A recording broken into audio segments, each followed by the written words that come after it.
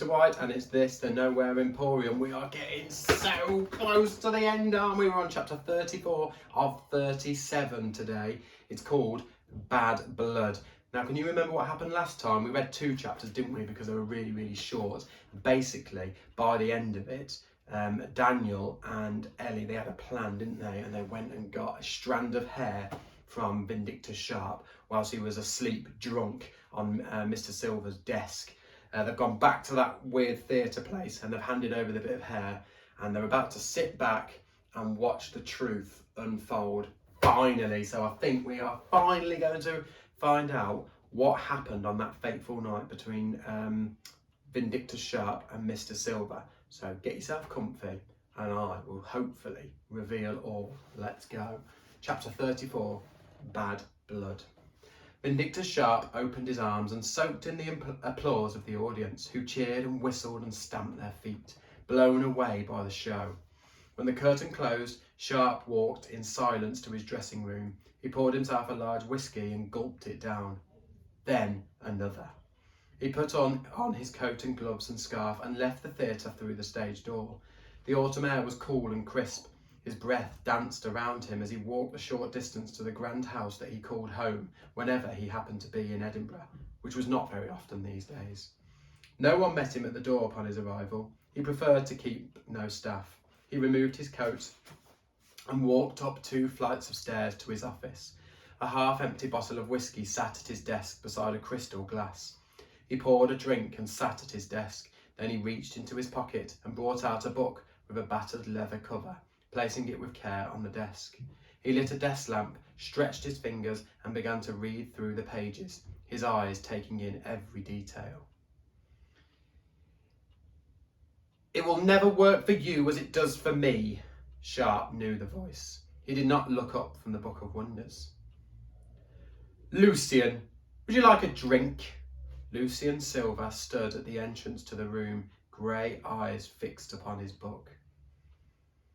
"You used Michelle, your own daughter, to get to me, to get this book." This time, Sharp's eyes left the pages. "Yes," he said.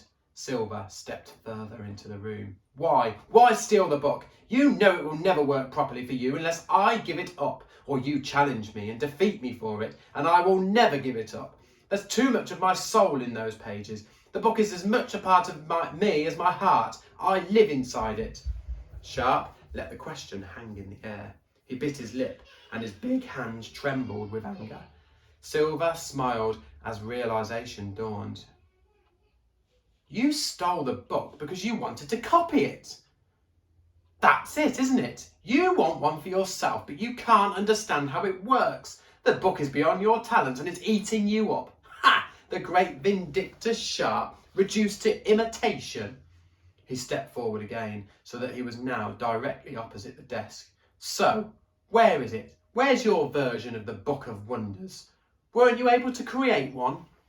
Sharp stared at him with dangerous blue eyes, his lip curled into a sneer. "I have no time for such games." Silver held out a hand. "Give me the book and you will never hear from me again." Sharp snapped the book shut and rested a hand on its cover. "Get out." Silver leaned over the desk, his face close to Sharp's. "I'm not leaving without my book. I have no wish to harm you, despite the fact that nobody could blame me if I did." Sharp did not answer. The book trembled beneath his fingers. He lifted his hand and it flew off the desk into the waiting grasp of Silver. "Oh, yeah." "Thank you," said Silver. "You will not see me again. Goodbye and good luck." He had reached the door when Sharp spoke. "I challenge you." Silver stopped. He hung his head. "Do not do this, Vindictus." Oh, he challenged him.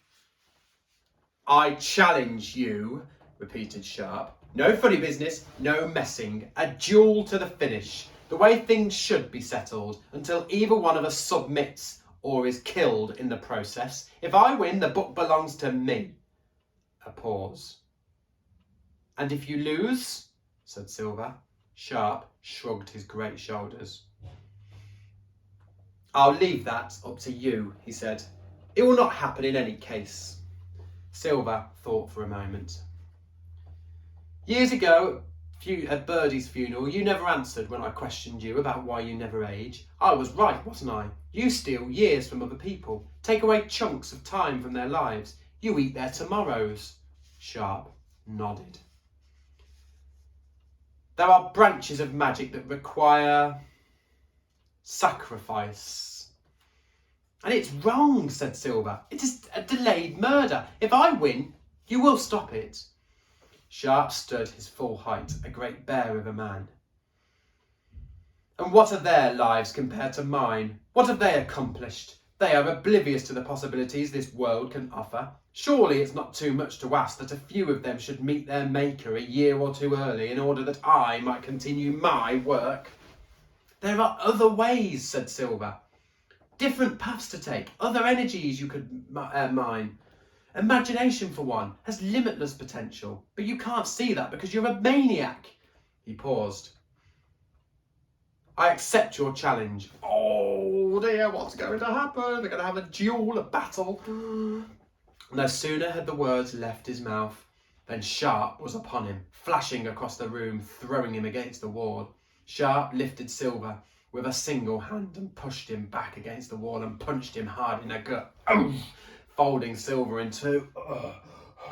Then, with a wave of his hand, Sharp lifted his desk from the floor and sent it hurtling across the room. Lucian dodged out of the way just as it crashed against the stone.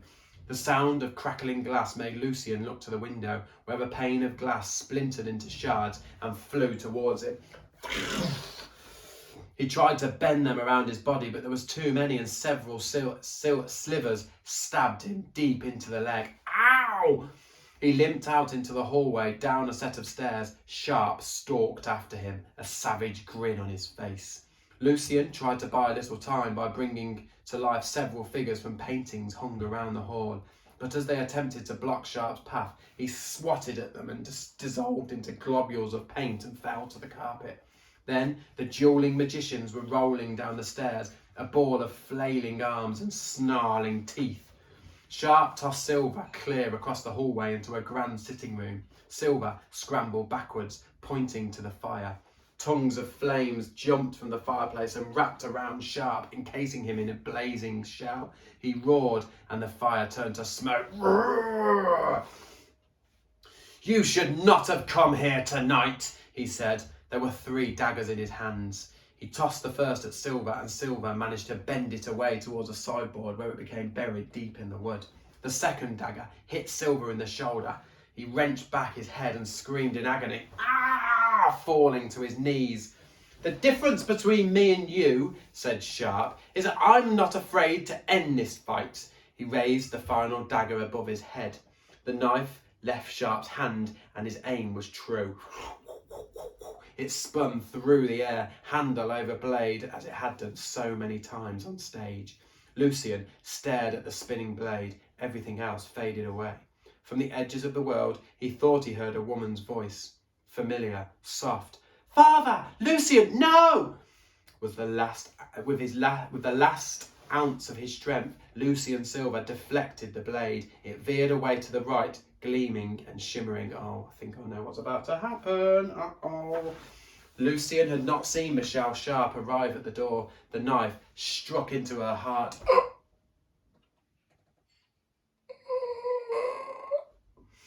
When she hit the ground, she was already dead. The world seemed to stop. Sharp stood perfectly still, staring at his daughter's lifeless body. Lucian Silver's eyes widened. He howled in agony and despair. Ignoring the pain from his own knife wound, he dragged himself towards her, holding her head in his hands. She was wearing a white nightgown, now stained crimson.